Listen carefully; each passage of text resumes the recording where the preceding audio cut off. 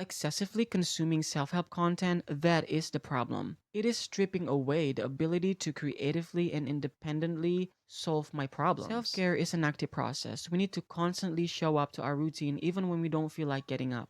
Our mood and our will to get better is like waves. Sometimes we are eager to tackle everything, but sometimes we don't even want to get out of our bed. Unfortunately, the lows always stays longer than the high, especially when the routine and the habits has already become a new normal for us. This is where everything became automatic. Everything requires less effort.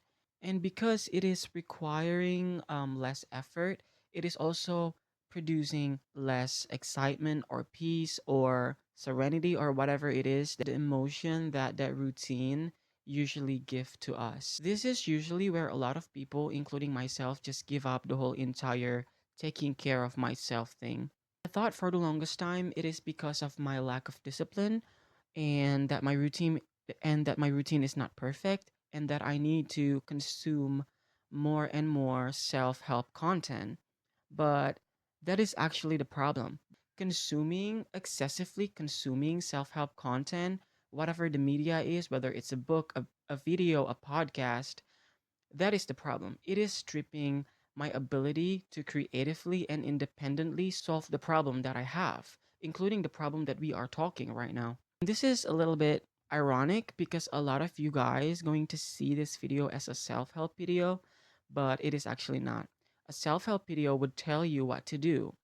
In this video, I'm just basically telling y'all how I overcome this phase where everything feels flat and everything feels dull and everything feels useless. And this tool that I'm gonna share is not gonna be stripping away your ability to creatively and independently solve your problem. So you still have to do the work and use your creativity to implement this tool to your life. The tool is really simple and it's really underwhelming, but sometimes simplicity is key. And that tool is literally just stirring something up. The art of stirring something in our life has been lost in this day and age where we are constantly being caged by the very own routine that we create for ourselves. We often forget that flexibility exists. We often forget that flexibility is available to us. And we often forget that every day is not going to be the same, so we cannot expect ourselves to feel empowered by following a forced and fixed routine. You don't have to necessarily adding a bunch of new things into your life. Just doing little things such as switching the order of your routine. For example, I used to do journaling as soon as I woke up, but after a month of doing it, it became dull. It became less exciting. So instead of just forcing myself to journal as soon as I woke up, I decided to rearrange the order of my morning routines. So instead of journaling as soon as I wake up, I do yoga and then I take a shower and then I brew my tea and then I lit a candle. And then after all that, I am finally able to sit down and write my journal. Essentially, I don't really add new things to the routine. The difference here is in the order and in the way of how I do it.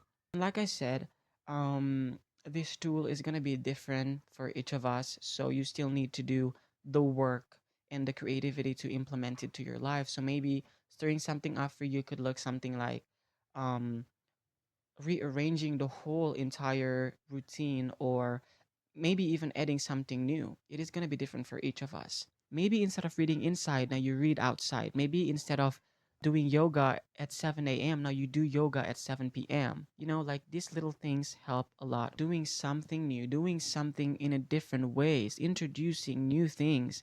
All of these things are really important as a reminder that flexibility is available for us.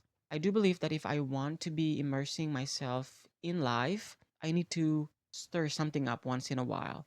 The feeling of renewal, the feeling of having something different is important to keep the spirits alive. You cannot face the complexity of life by following a forced and fixed routine that you create when you feel motivated. Because, like I said, motivation, mood, and will to get better is like waves. You're not going to feel motivated every day.